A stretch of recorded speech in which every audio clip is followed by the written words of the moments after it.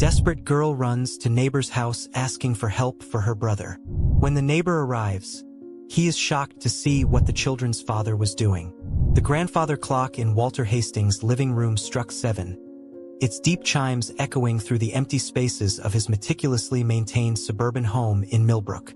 At 65, the retired literature professor had perfected the art of invisibility, his days flowing one into another in carefully orchestrated solitude. His neighbors knew him only as a shadow, the quiet man who religiously closed his curtains at sunset and tended to his small backyard garden with inexplicable dedication. Inside his Victorian-style house at 42 Maple Street, every object told a story of careful preservation. Leather-bound classics lined the mahogany bookshelves in perfect alphabetical order, their spines showing the gentle wear of decades of handling. The hardwood floors gleamed with weekly polishing, and the antique Persian rugs showed vacuum tracks that spoke of daily attention. Even the copper-bottomed pots hanging in the kitchen caught the light in precisely the same way each evening, having been wiped to a perfect shine after their rare uses. Most mornings, he could be seen through his kitchen window, measuring exactly 2 spoonfuls of coffee into his ancient percolator, his silver hair catching the early light. The ritual was as precise as everything else in his life. Heat the water to exactly 200 degrees. Let it steep for 4 minutes, no more, no less. He would then carry his coffee to the sunroom, where a worn leather armchair faced east, allowing him to watch the neighborhood wake up while remaining safely hidden behind gauzy curtains. Some neighbors wondered why such a distinguished-looking man lived alone in that big house. Others simply forgot he was there at all. Mrs. Peterson, the retired elementary school teacher next door, occasionally tried to engage him in conversation over the pristine white fence that separated their properties. She would comment on his immaculate rose bushes or attempt to share neighborhood gossip, but Walter had mastered the art of polite deflection, offering small smiles and shorter responses until she would eventually retreat. What none of them knew, what Walter himself tried desperately to forget, was that the true story of his solitude lay hidden in a weathered cardboard box in his attic. It contained yellowed newspaper clippings from 1964, a child's drawings done in crayon showing stick figures with haunted eyes, and a small leather belt with brass buckle, each item a chapter in a dark story he'd spent decades trying to outrun. The box sat beneath the eaves, gathering dust next to Christmas decorations he never used and photo albums he couldn't bring himself to open. That box hadn't been opened in 23 years, but its presence weighed on him like a shadow, especially on quiet nights when the memories threatened to break through the carefully constructed walls of his routine. Walter had long ago learned that routine was safety, predictability meant control, and control meant survival. His schedule was a fortress. Wake at 6:15 a.m., breakfast at 7 o'clock, garden maintenance from 8 to 9:30, reading until lunch, afternoon walks through the neighborhood when most people were at work, dinner preparation at 5 o'clock sharp. His garden was his one concession to beauty over pure order. The small plot behind his house burst with color. Hydrangeas in shades of blue and purple, yellow daylilies that danced in the breeze, and carefully tended roses that neighborhood children would sometimes stop to admire through the wrought iron fence. In those moments, Walter would retreat inside, unable to bear the sound of children's laughter so close to his property. But on this particular autumn evening, as he methodically watered his prized hydrangeas and checked his mail for the second time that day, a moving truck rumbled down Maple Street, shattering the peaceful quiet of the neighborhood. It stopped at number 47, the Davidsons' old house, which had stood empty for almost a year since the elderly couple had moved to Florida. Walter watched from behind his carefully trimmed hedges as a man in his 40s stepped out, followed by 2 children. The man moved with a confident swagger that seemed at odds with his business casual attire, pressed khakis and a blue Oxford shirt with rolled-up sleeves. But it was the children who caught Walter's attention and held it. Something about the way they moved, cautious, like deer at the edge of a forest, made Walter's hands tighten around his watering can until his knuckles turned white. The girl, who looked about 12, kept one hand protectively on her younger brother's shoulder, her dark hair pulled back in a neat ponytail that couldn't quite hide the tension in her face. The boy couldn't have been more than 8. his small frame almost swallowed by an oversized sweater despite the warm September air. He kept his eyes fixed on the ground, flinching slightly when a car drove past. Walter turned away quickly when the man glanced in his direction, but not before noticing something in the stranger's smile that sent a chill down his spine. Something familiar that made the old box in his attic seem suddenly heavier than ever. It was a smile that didn't reach the eyes, a carefully constructed mask that Walter recognized all too well from his own childhood memories. That night, for the first time in years, Walter lay awake long past his usual bedtime of 9:30, listening to the sounds of his new neighbors moving in. The occasional thud of furniture being arranged, a child's muffled cry quickly silenced, the sharp sound of something breaking followed by a man's raised voice. Each noise made him flinch beneath his perfectly pressed sheets. As midnight approached, Walter found himself standing at his bedroom window, staring at the warm yellow squares of light from number 47. A shadow passed across one of the upstairs windows, a small figure that seemed to be pacing. Without conscious thought, he found his hand reaching for the phone on his nightstand, hovering over the keypad before withdrawing. What would he say? Who would he call? And who was he to interpret shadows on a wall? The grandfather clock downstairs struck midnight, its chimes echoing through the silent house like a warning. Somewhere in the darkness, time ticked away the minutes toward a confrontation that would shatter the careful silence of Maple Street forever, and force Walter to finally confront the ghosts he'd spent a lifetime trying to escape. The Miller family settled into 47 Maple Street with the kind of efficiency that comes from practice. Within days, the house bore no trace of its previous owners, transformed instead into what Robert Miller proudly called their fresh start. The facade was picture-perfect. Crisp white curtains hung in every window, a seasonal wreath adorned the front door, and the lawn was meticulously maintained. Robert made sure of that. Appearances, he often reminded his children, were everything. To the casual observer, Robert Miller appeared to be the model single father. At 43, he cut an impressive figure in the neighborhood, with his salt and pepper hair always neatly trimmed and his business casual attire suggesting successful but approachable professionalism. He worked from home as a senior financial analyst for a prestigious consulting firm, his home office setup visible through the front window like a carefully curated display of professional success. "The company's very understanding about my situation," he explained to Mrs. Peterson one morning, his voice carrying across the yard to where Walter stood pruning his roses. "After Sarah, my wife, left, they allowed me to work remotely. Helps me be there for the kids, you know." His smile was practiced, sympathetic nods following Mrs. Peterson's murmured condolences about his absent wife. But Walter, watching from behind his hedges, noticed how Robert's hands clenched slightly when he mentioned Sarah's name, how his smile tightened at the corners. The story about her abandonment varied subtly with each telling. Sometimes she'd left for another man, sometimes for a career opportunity in California, sometimes she'd simply lost herself to depression. The inconsistencies were slight, but to Walter's trained ear, honed by years of analyzing literary narratives, they rang false like discordant notes in an otherwise perfect symphony.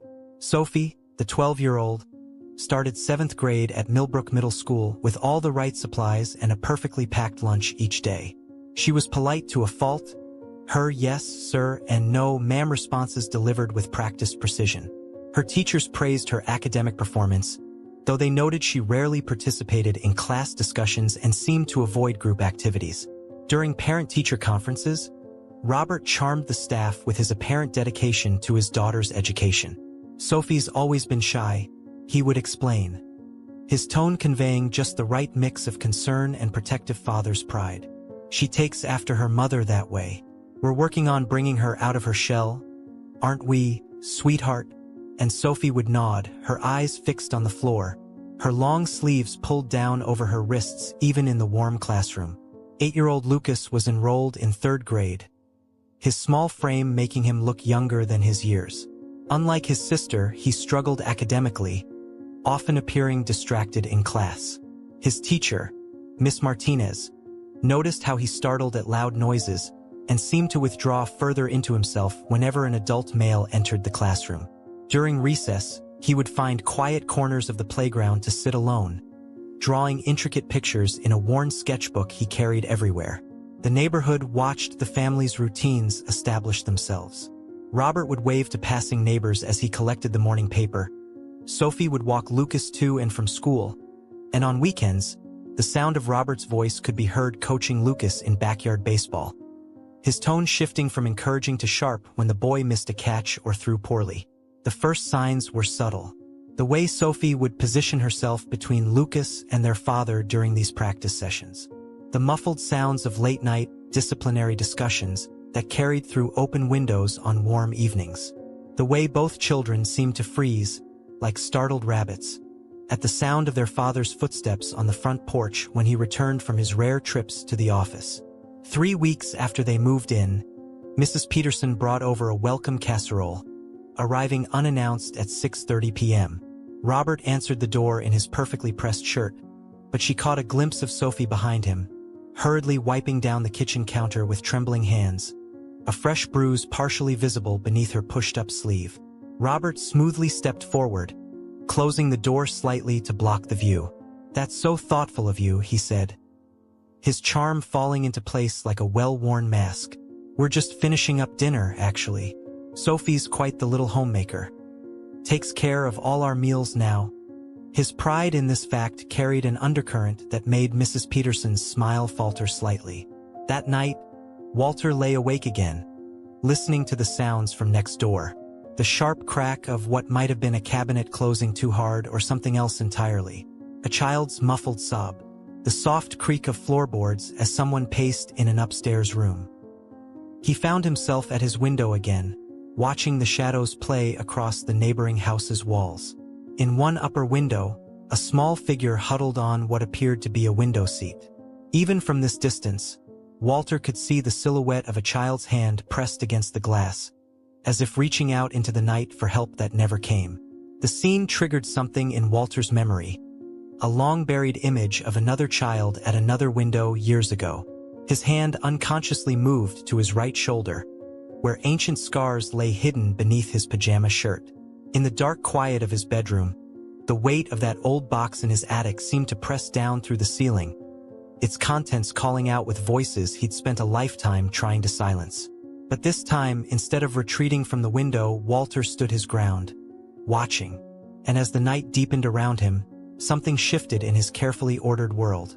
A crack in the walls he'd built around himself, through which the sounds of children in pain began to seep, carrying with them the first stirrings of a long-dormant sense of responsibility. October arrived in Millbrook with an unseasonable heat wave that forced windows open and brought neighbors out onto their porches in the evenings. For Walter Hastings, these warm nights meant his carefully maintained isolation was harder to preserve.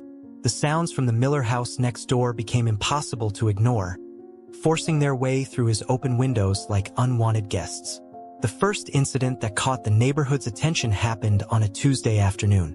Sophie Miller was absent from school, and when she returned the next day, she wore a turtleneck despite the 80-degree weather. Her explanation about falling down the stairs while carrying laundry was delivered with practiced precision.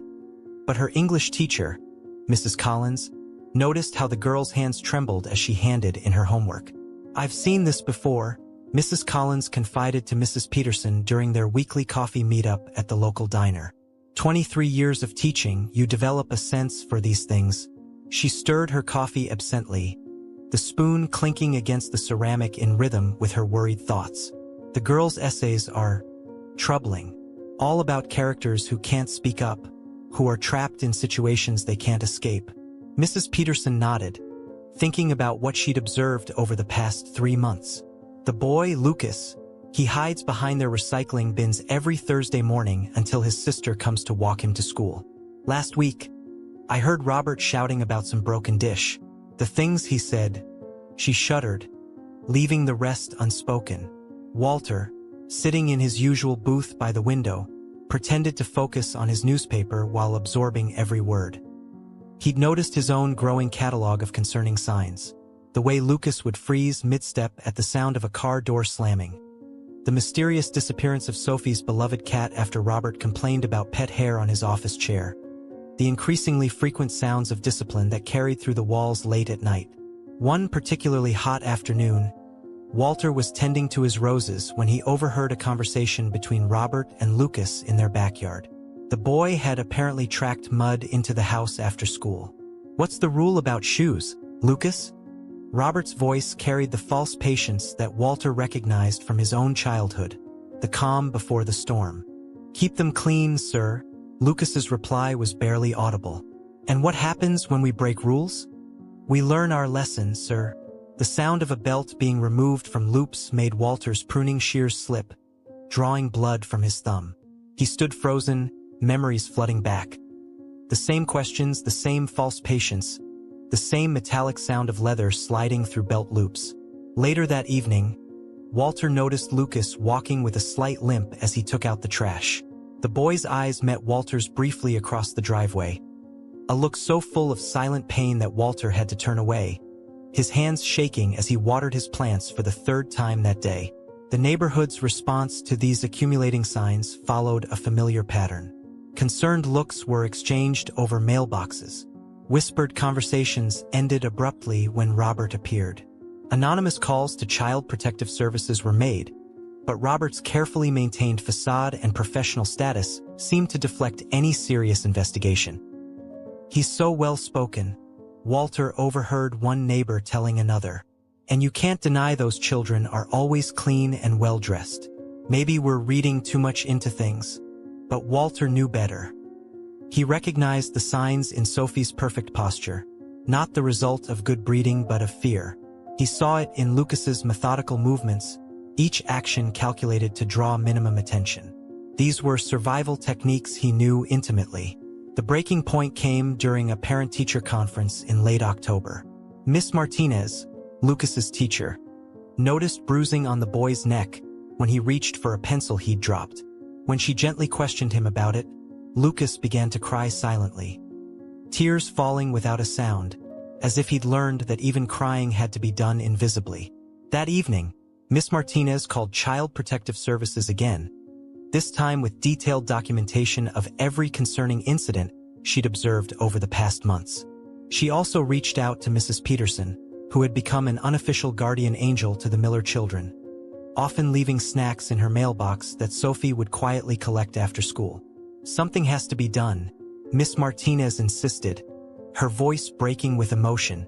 "These children are disappearing before our eyes." The irony wasn't lost on Walter, who overheard this conversation while pretending to rake leaves in his front yard. He'd spent decades perfecting the art of disappearing, of making himself invisible to avoid confronting his past. But now, watching these children employ the same techniques, he felt something shifting inside him, a wall beginning to crumble. That night, the sounds from the Miller house were worse than usual. A sharp crack, followed by a muffled cry, the sound of something or someone hitting a wall. Then Sophie's voice, unusually loud. "Leave him alone. He's just a little boy." Walter stood at his window, his body rigid with indecision. The box in his attic seemed to pulse with dark energy, its contents a testament to what happens when people look away, when they choose not to get involved. In his mind, he heard his mother's voice from all those years ago. "It's not our place to interfere in family matters." But as another cry pierced the night, Walter realized with stunning clarity that he was no longer that helpless child. He was a man who had survived, who had built a life of careful control and safety. And perhaps that safety had become its own kind of prison, one that kept him from doing what he wished someone had done for him all those years ago. His hand reached for the phone, then stopped. No, this time a phone call wouldn't be enough. This time, someone needed to do more than just report and hope.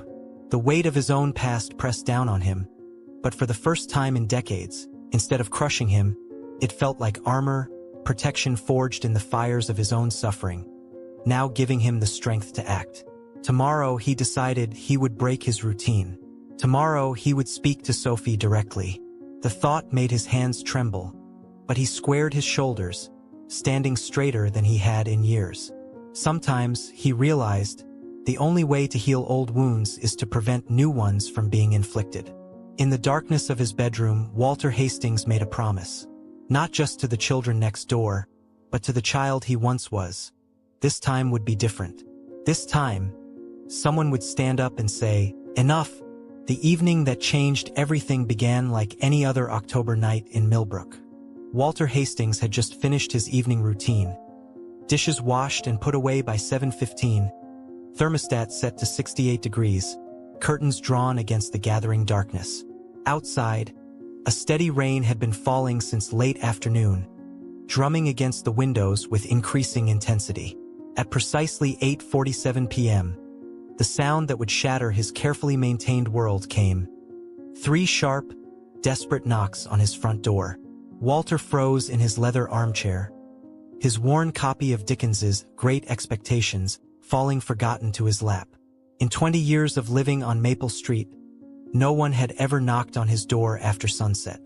His heart hammered against his ribs as he rose slowly, muscles tense with decades of ingrained caution. Through the rain-streaked window beside his door, he could make out a small figure on his porch. Sophie Miller stood there, shivering in a thin t-shirt that clung to her body, her dark hair plastered to her face by the rain. But it was her eyes that stopped Walter's breath, wide with terror, yet burning with a desperate determination he recognized from his own childhood memories. "Please," she whispered as he opened the door, her voice barely audible over the rain. "Please help. He's gonna kill Lucas this time." The words hung in the air between them, heavy with the weight of secrets finally spoken aloud. Water dripped from Sophie's clothes onto Walter's immaculate hardwood floor, forming small puddles that in any other moment would have sent him rushing for a towel.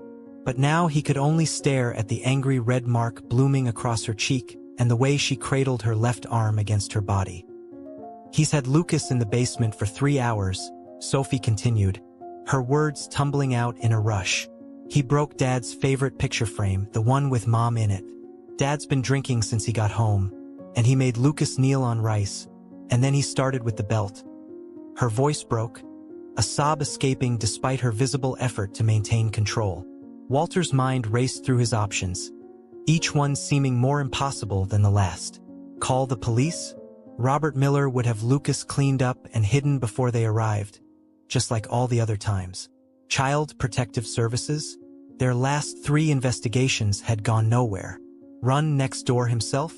The thought made his knees weak with remembered terror.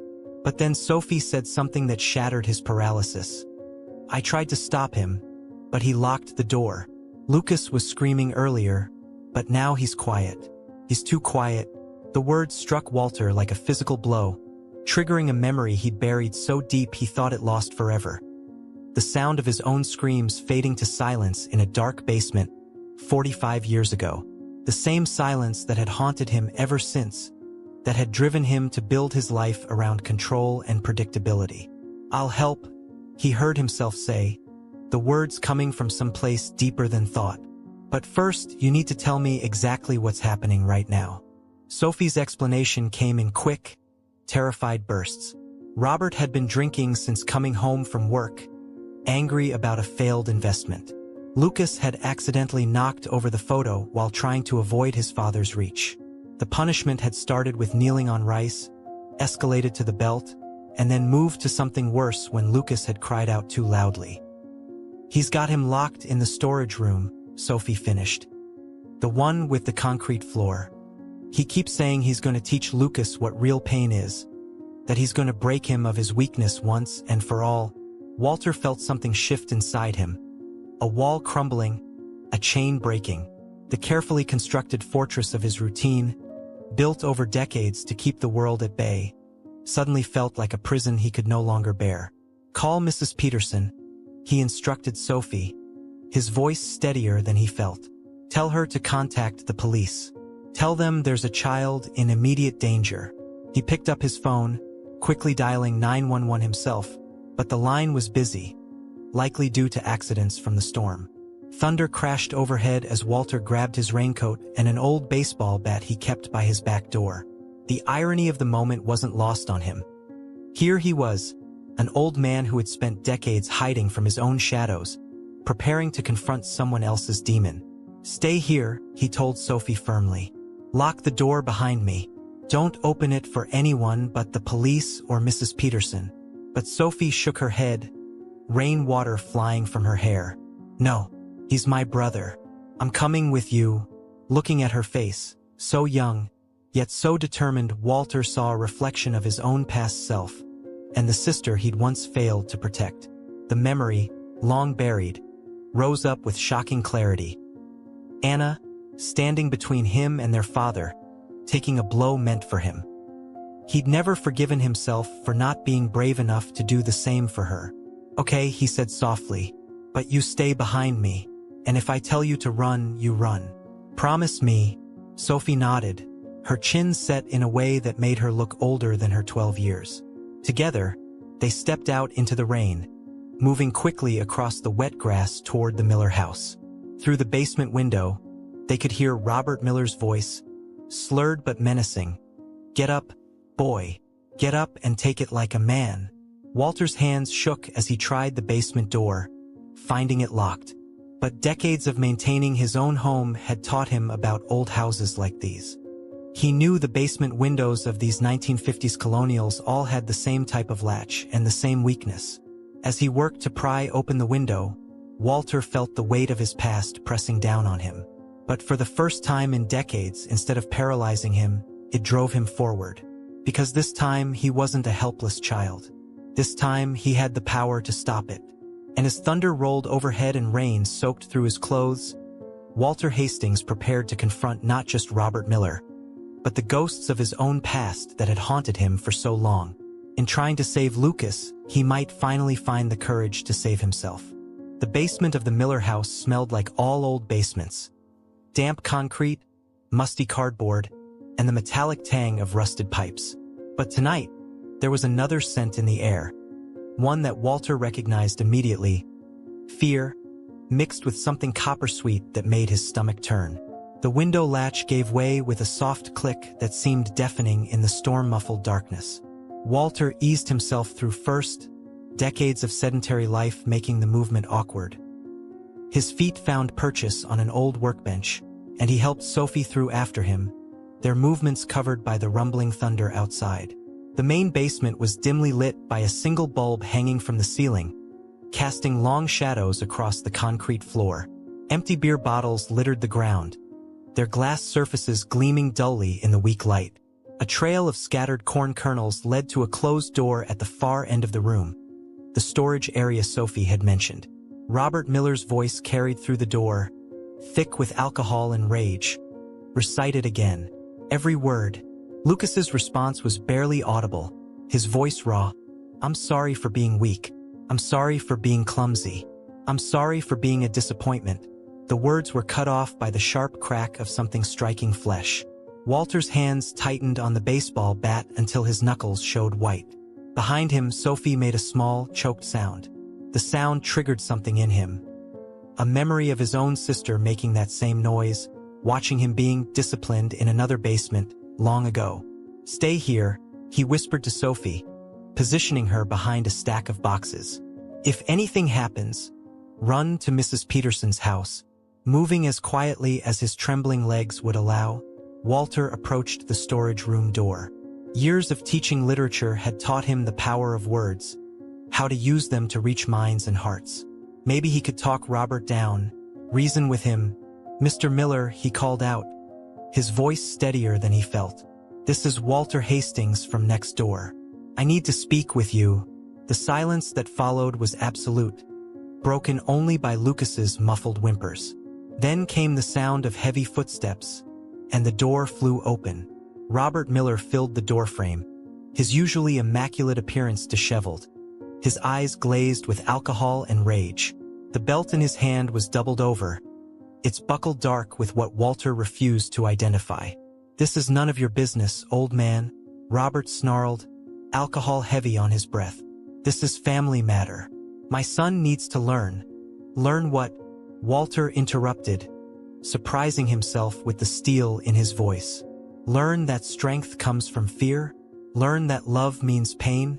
I learned those lessons too, Mr. Miller. They're lies." Robert's face contorted. "You don't know anything about my family, about raising boys to be men." "I know everything about it," Walter cut in. "I know about basements and belts and lessons that leave scars that never heal. I know about fathers who mistake cruelty for discipline, His voice cracked slightly. "And I know about little boys who grow up believing they deserved it." Through the open door, Walter could see Lucas huddled in the corner, blood seeping through his torn shirt, corn kernels embedded in his knees. The sight ignited something in him, a fury that burned away decades of fear. Robert lunged forward suddenly, the belt whistling through the air. Walter moved with a speed he didn't know he possessed, the baseball bat coming up to catch the strike. The impact jarred his arms, but he held firm. "Sophie, get your brother," he shouted, maintaining eye contact with Robert. "Now!" She darted past them, quick as a shadow. Robert tried to turn, but Walter pressed forward, forcing him to step back.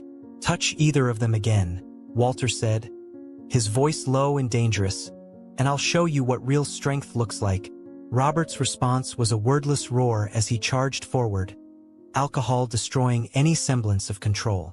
They crashed into the workbench, tools clattering to the floor. Walter felt a sharp pain as something struck his ribs, but he held his ground. Behind him, he could hear Sophie helping Lucas to his feet. "Run!" Walter commanded, blocking another wild swing from Robert. Mrs. Peterson's house. The sound of feet on stairs, a door opening and closing. Robert howled in rage, shoving Walter aside to lunge toward the staircase. But years of rage-fueled drinking had taken their toll. He stumbled, crashing into the basement wall. That's when the blue and red lights began flashing through the basement windows, accompanied by the blessed sound of sirens. Mrs. Peterson had come through. "Police! Open up!" The voice from above was authoritative, professional. Robert straightened, his face suddenly shifting into his public mask. But the transformation was imperfect this time, cracked by alcohol and exposure. "This is all a misunderstanding," he began, his words slurring slightly. "I was just disciplining my son." "Save it for your lawyer," Walter cut in, his voice thick with decades of suppressed anger.